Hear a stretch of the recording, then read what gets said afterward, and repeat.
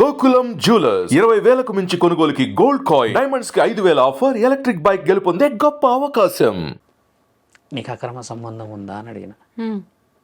ఒకసారి చున్నీ అది ఈ చీర అమ్మ ఇలా తీసి ఇలా చదిరేసించాలి ఒకటేసారి. మా ఆయన కొడతాడు స్వామి, నాకు ఒక ఆయన ఉన్నాడు అని చెప్పేసింది. సింపుల్ కథ. నీకు ఎల్లమ్మ లేదు, ఇంకా ఏ తల్లి లేదు, ఇది దాయడం కోసం ఎల్లమ్మని పట్టుకున్నావా అని అన్న.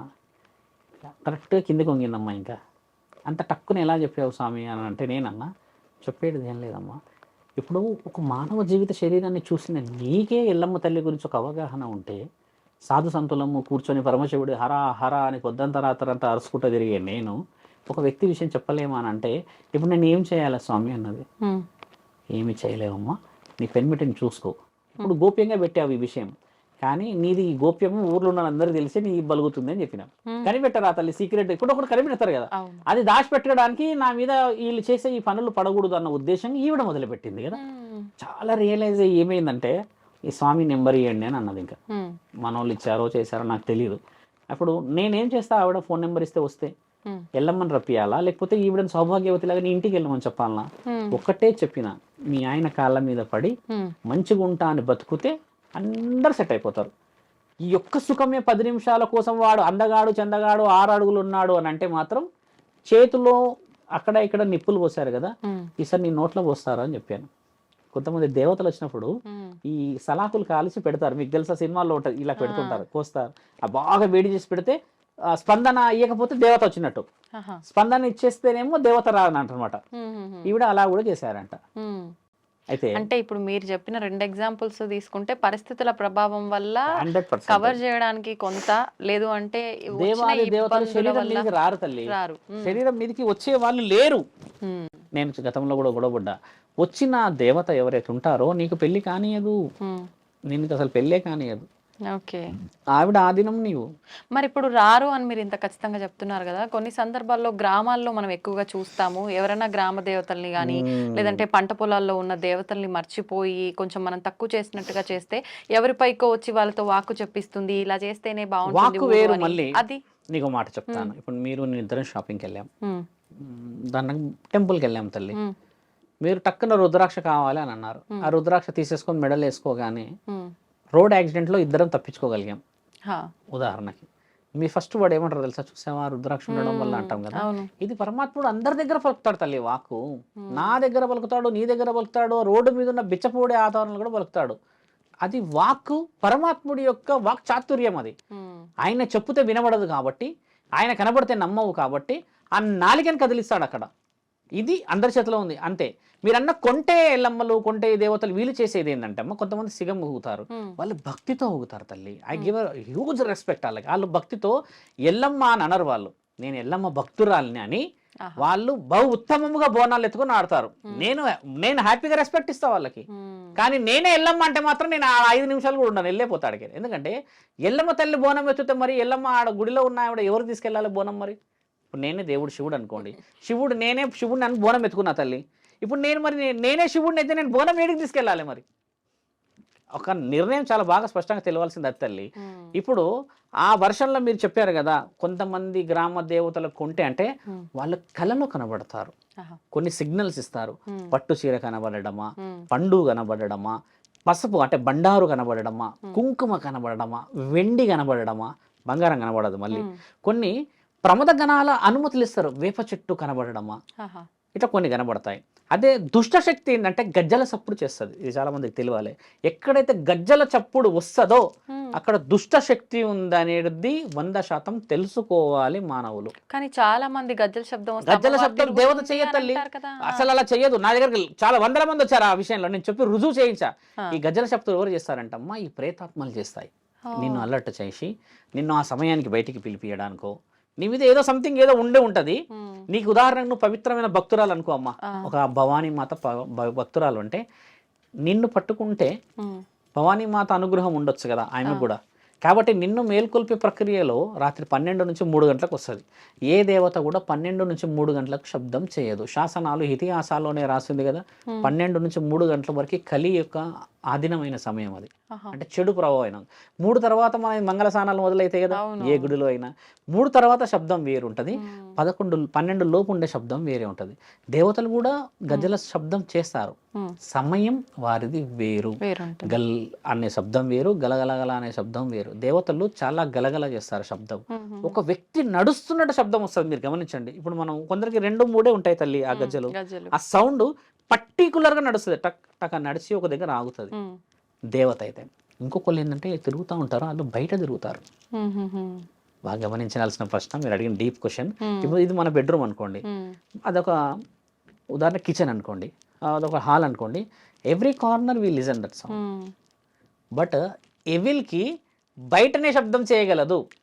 అంత సింపుల్ లాంగ్వేజ్లో అంత సింపుల్ టర్మినాలజీ ఎలా మర్చిపోతారు మానవులు? నేను అక్కడ నాకు పిచ్చ కోపం వస్తుంది, ఎందుకంటే అడిగిన వాళ్ళు కూడా తిడతాను ఆడవాళ్ళని.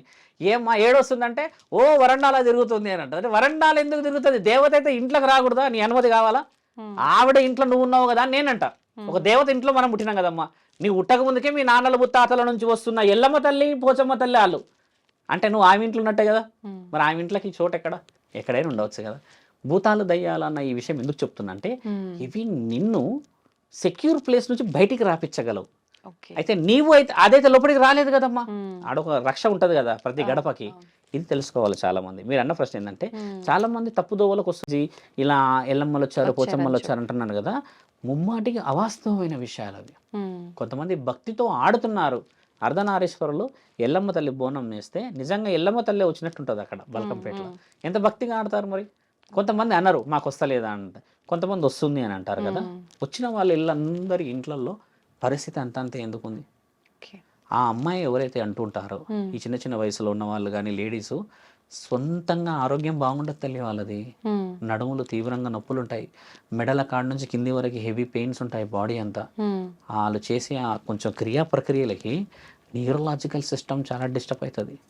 దానివల్ల పెళ్ళైన వాళ్ళకి ఏమవుతుంది తెలుసా అమ్మ, చాలా మందికి తెలియాలి అమ్మలకి, పెనిమిటికి మరణగండం వస్తుంది, కొడుకుంటే కొడుకుకి గండం వస్తుంది.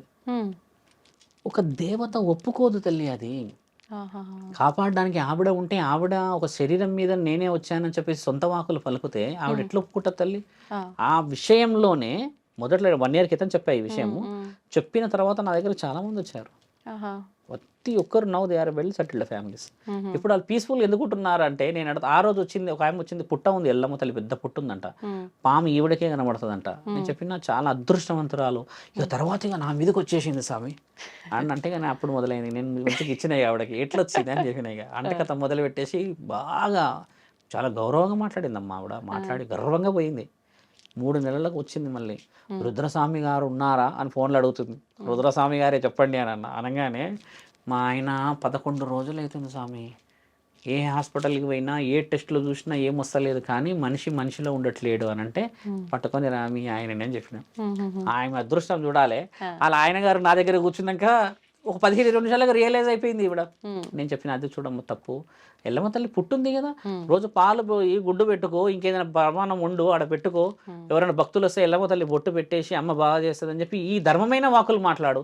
అంతేగాని ఇంకా ఈవిడ గద్దేసుకుంది అక్కడ కూర్చోడానికి. ఇక ఎల్లమ్మ తల్లిని ఎంత తప్పు తల్లి, ఎల్లమ్మ తల్లిని ఆడుకుంటున్నారమ్మా. ఏ రోజు కనబడుతుందో నా తల్లి ఎల్లమ్మ, కానీ ఒక్కొక్కళ్ళ భరతం పట్టాలి. ఆవిడ అప్పటికి పాములాగా చూపిస్తూనే ఉంటది. వీళ్ళు కళలో పాము కనబడేసరికి ఎల్లమ్మ తల్లి కనబడుతుంది, కానీ ఆవిడ ఏ రూపాలో కనబడ్డది? ఎల్లమ్మ తల్లి పాము రూపంలో కలవలో కనబడ్డది అని అంటే అది ప్రమాద హెచ్చరిక. ఏ దేవత కనబడదు. ఆయుధం కనబడ్డదంటే ఈపు పగలగొడుతున్నానని అర్థం. బాగా గుర్తుపెట్టుకోండి, ఇది ధర్మం. శివుడు కనబడ్డాడు అనుకోండి, లైవ్ కనబడ్డాడు అనుకోండి, ఇట్లా శివుడు ఎవరికైనా కళలో శివుడు కనబడ్డాడు అని అంటే, ఆయన ప్రమద గణాల అధిపతి, గ్రహణాలకు అధిపతి, 14 లోకాలకు అధిపతి కదా. ఆయన ఏ విధంగా కనబడినా ఒక రక్షణ. ఆయుధం కనబడదు శివుడికి, ఎందుకంటే మన రూపంలోనే కనబడతాడు. ఒక్క మాట స్పష్టంగా మన ప్రేక్షకులకు చెప్పాల్సింది ఏంటంటే, గణేశుడు కార్తికేయుడు శివుడు లాగా ఉన్నారా అమ్మ? పార్వతీమాత లాగా ఉన్నారా? దేవుడు లాగా ఉన్నారు కదా. ఒక్క మానవ శరీరం మాత్రమే మాలేసుకుంటే శివుడు లాగా ఉన్నావు అంటారు. అలాంటిది మరి ఆయన బిడ్డలకి ఆయన శివుడు లాగానే కనబడాలి కదా. తప్పెక్కడుంది? అది తెలుసుకోవట్లేదు మన వాళ్ళు. ఆయన కన్న పిల్లలే ఆయన రూపంలో లేరు. మనం ఏమి ఆయనకు పుట్టిన వాళ్ళమా, ఆయన అణువులో పుట్టిన వాళ్ళమా? ఒక ఆత్మతో పుట్టించుకున్న మనని మాల వేసుకుంటే శివమాల వేసారా మీరు అని అంటారు. ఉమ్, అంటే ఆయన కొడుకులు పిల్లలు అని అంటే కదా, ఆయన ఏ రూపంలో అయినా రావచ్చు. కానీ దేవాది దేవతల్లో దేవతామూర్తులు ఆయుధం రూపంలో చూపిస్తారు. ఓకే. పెద్దమ్మ తల్లి ఒక పురుగు రూపంలో చూపిస్తుంది. పురుగు వస్తుంది, ఇంత పెద్ద పురుగు ఉంటుంది. ఆవిడ ఏంటంటే రక్తంలోకి వెళ్ళగలుగుతుంది. ఇట్లా వెళ్ళేసి రక్తానికి సంబంధించిన కొన్ని వ్యాధులను నయం చేయగలిగే శక్తి ఆవిడకు ఉన్నది. పోచమ్మ తల్లిది వేప చెట్టు, ముత్యాలమ్మ తల్లిది ముక్కు పుడక, ఇలా కొన్ని ఉన్నాయి కదా తల్లి. వాళ్ళది అవి కనబడితే దాని హెచ్చరికలు తెలుసుకోవాలి. మన వాళ్ళు ఏంటంటే అది కనబడేసరికి ఇక పెట్టేసరికి ఒగ్గు కథ ఇక మొదలు పెడతారు. ఇక దాని అర్థం తెలుసుకోకుండా ఎందుకు చేస్తావు పండగ నువ్వు? ఎందుకు ఆ వివరణ లేకుండా అమ్మని ఇబ్బంది పెడతాను? ఉమ్, ముఖ్యంగా ఉప్పాలమ్మ తల్లి గురించి చెప్తాం సందర్భం కాబట్టి. ఆవిడ ఇలా చేతి వస్తుంది పొలాల్లో. ఆ, ఉప్పాలమ్మ మనం ఎక్కువ శాతం చూస్తాం చేతి వచ్చింది అంటాం కదా. అక్కడ నీ పొలంలో ఉన్నా లేకున్నా ఆవిడ రక్షకురాలు ఆ ప్రాంతానికి. ఉమ్, ఉమ్, కొంతమంది ఉప్పాలమ్మ గుడి కట్టేసేస్తే కట్టేస్తారు. స్వామి మేము మాంసాహారం ఇవ్వాలనుకుంటున్నాము అమ్మకి, కానీ ఎలా చేయాలో తెలియదు అని అంటే ఉప్పాలమ్మ సిగ్నల్ ఇస్తుంది అక్కడ. ఇలా ఉన్న ఆ 5 చేతులలో ఈ కొమ్మని ఇలా తెంపితే తల్లి ఉమ్, పాలు వస్తే అమ్మ మాంసాహారి కాదని అర్థం, శాకాహారి అని అర్థం. ఇలా పాలు రాకుండా రక్తం కూడా వస్తుంది. అంటే రక్తం అంటే కంప్లీట్ రక్తం కాదు, రెడ్నెస్. అది వస్తే ఆవిడ మాంసాహారం ఆశిస్తుంది అని అర్థం. ఇంతటి లాజిక్ ఆవిడే ఇచ్చేసినాక నేను ఎవరిని తల్లి ఆడికి వచ్చేసి ₹1,00,000 ఖర్చు అవుతుంది నాయన, ఇక నేను ఊగుతా ఈడికి వచ్చి అని చెప్పేసి పుట్టమన్న తీసి ఇలా జల్లెడ పెట్టేసేసి వాళ్ళని నాశనం పట్టించినట్టుగా తల్లి. ఉమ్, వందల మంది ఏమంటారంటే ఫోన్లో చెప్పేసేసి చాలా అయినా మేము ఉన్నకాడ చేసుకున్నాం అంటే ఒకటే మాట అంట, ఆ రోజు కూలి 500 వచ్చాయి కదా, 200 పెట్టి తీసుకురా పూజ సామాన్లు అమ్మకి చెయ్యి చాలు. నీ దగ్గర పచ్చడి మెతుకులు ఉంటే అందులోనే ఆమె కూడా తృప్తి. 20,000 అప్పు తెచ్చేసి పెట్టిన దాంట్లో అమ్మ తింటుందా? అమ్మ మనమేం తింటామా? బాధ అనిపించదా ఈ 20,000 ఎలా కట్టాలి అని? ఏ దేవత ఆశించదు తల్లి అలాగా. మొన్న రీసెంట్ కాల్ నాకు నల్గొండ నుంచి వచ్చిన కాల్. ఆహా. పొలంలో ఎంత కొట్టేసినా వస్తుందంట, ఎంత కొట్టేసినా వస్తుందంటే 3 అడుగులు కట్టండి కట్టడానికి ఏమవుతుంది అమ్మవారిని అని చెప్తే, కానీ 2 అన్నదమ్ముల లొల్లుంది స్వామి అని అన్నారు. ఎవడో ఒకడు కట్టకపోతే మరి 2 ఈపులు వల్ల కొడుతుంది ఆమె. ఉమ్, మొన్న కూడా చనిపోయింది వాళ్ళ ఇంట్లో. గతం చనిపోయినాక 11 రోజుకు మొదలుపెట్టేసి గుడి టామ్ టైం కట్టేసేసి నన్ను పిలిస్తే నేను రానన్నా. మనిషి చనిపోక ముందుకు చెప్పినాం కదా. అవును. అంటే ఆయన ఈ విధంగానే చనిపోయింది అనుకుంటున్నారు. ఆయన ఏ ఆరోగ్యంతో చనిపోయిండో మనకు తెలియదు. వీళ్ళు ఏమనుకుంటున్నారు, ఒక సాధువు చెప్పిండు గుడి కట్టాలని. 12 ఏళ్ల క్రితం మా తాత చచ్చిపోయినప్పుడు అదే చెప్పిండు గుడి కట్టాలని. మనం కట్టలేంరా. ఇప్పుడు పెద్దనాన్న చచ్చిపోయేంత వరకు మనకు రాలేదంటే నెక్స్ట్ వీడోడు వస్తాడని భయాన్ని కట్టేసిరు అక్కడ. అదే భక్తితో కాదు, ధర్మం తెలుసుకోవాలి అంటున్నా నా తల్లి. దేవత లేదంటారా? ఎక్కడైనా ఉంది దేవత, ఓకే. మనసులో ఉంది కదా దేవత. అది తెలుసుకోలేని నీవు ఏ విగ్రహానికి పెడతావమ్మా ఆరాధన? ఉమ్. అది తప్పు అంటున్నాం తల్లి. నిజంగా మీరు చెప్పినట్టుగా చూసుకుంటే గనక ఈ పూనకాలు అమ్మవారు రావటం ఇదంతా మీరు చెప్పిన లాజిక్, మీరు లైవ్ లో ఎగ్జాంపుల్ గా జరిగిన చెప్పిన దాన్ని బట్టి చూస్తే ఇది వాస్తవం కాదేమో అనిపిస్తుంది. నిజంగానే అలాంటివి నమ్మకూడదు, మూఢనమ్మకాలు అని కొట్టి పారేసే వాళ్ళు ఉన్నారు. ఇప్పుడు నిజంగా అలాగే కొట్టి పారేయాలనే ఒక ఇన్ఫర్మేషన్ కూడా మీ ద్వారా అయితే అర్థమైంది. నిజంగా చాలా మంచి విషయాలు తెలియజేశారండి. ధన్యవాదాలు. ధర్మో రక్షతి రక్షత.